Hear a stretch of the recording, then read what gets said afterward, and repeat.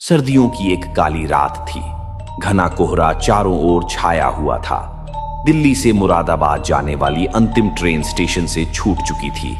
Platform पर अब सन्नाटा था, सिवाय एक बूढ़े चौकीदार के जो अपनी लाठी के सहारे इधर उधर टहल रहा था। लेकिन तभी एक दुबली पतली अजीब सी लड़की प्लेटफॉर्म नंबर 3 पर आकर खड़ी हो गई।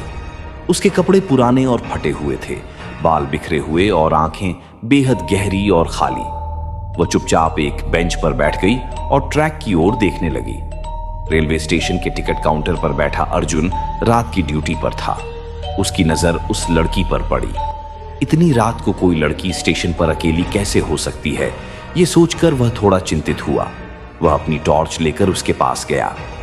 बहन जी, इतनी रात को यहां अकेले क्या कर रही हैं? आखिरी ट्रेन तो निकल चुकी है, अर्जुन ने पूछा। लड़की ने धीरे से उसकी ओर देखा।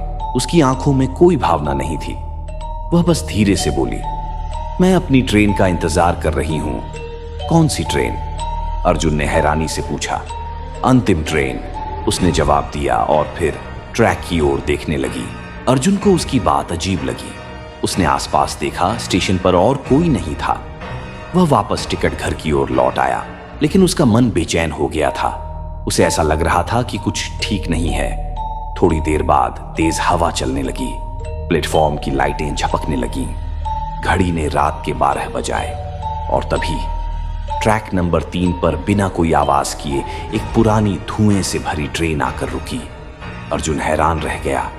वह रिकॉर्ड चेक करने लगा। कोई ट्रेन शेड्यूल में नहीं थी। उसने तुरंत वॉकी टॉकी से कंट्रोल रूम से संपर्क किया, लेकिन वहां से जवाब आया, कोई ट्रेन नहीं भेजी गई है।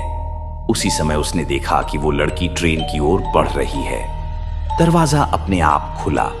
वह उसमें चढ़ गई और ट्रेन बिना किसी सिग्नल के, बिना किसी इंजन की आवाज के धीरे धीरे चलने लगी और अंधेरे में गायब हो गई।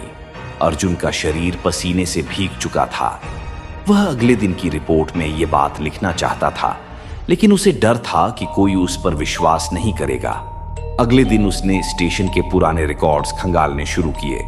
जो फाइल उसने खोली, उसे देखकर उसके पैरों तले जमीन खिसक गई। उसमें एक फोटो थी, साल 1962 की। वही लड़की, वैसी ही शक्ल, वही कपड़े।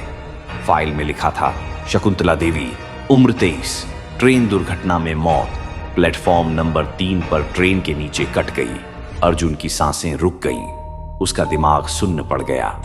उसने जब उस रात की सीसीटीवी फुटेज देखनी चाहिए तो पाया कि ट्रेन के आने और जाने की कोई रिकॉर्डिंग नहीं थी और उस बेंच पर लड़की अकेली नहीं बल्कि अदृश्य दिख रही थी, मानो हवा में बैठी हो।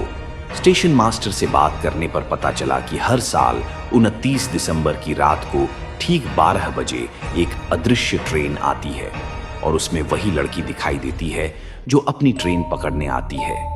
कहते हैं, जिस रात कोई उस लड़की से ज्यादा बातचीत करता है वो अगले दिन लापता हो जाता है। अर्जुन ने भी उस रात के बाद से ड्यूटी छोड़ दी। वह गांव लौट गया और आज तक किसी ने उसे नहीं देखा। कुछ लोगों का मानना है कि शकुंतला देवी की आत्मा आज भी उस ट्रेन का इंतजार करती है जो उसे अपने घर ले जाए, और वो अंतिम ट्रेन हर साल आती है।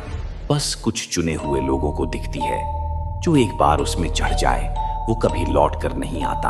और प्लेटफॉर्म नंबर 3 आज भी बंद है, लोहे की जंजीरों से जकड़ा हुआ। लेकिन कुछ यात्रियों ने दावा किया है कि उन्होंने वहां देर रात किसी लड़की को बेंच पर बैठे देखा है और दूर कहीं से आती किसी ट्रेन की सीटी की आवाज।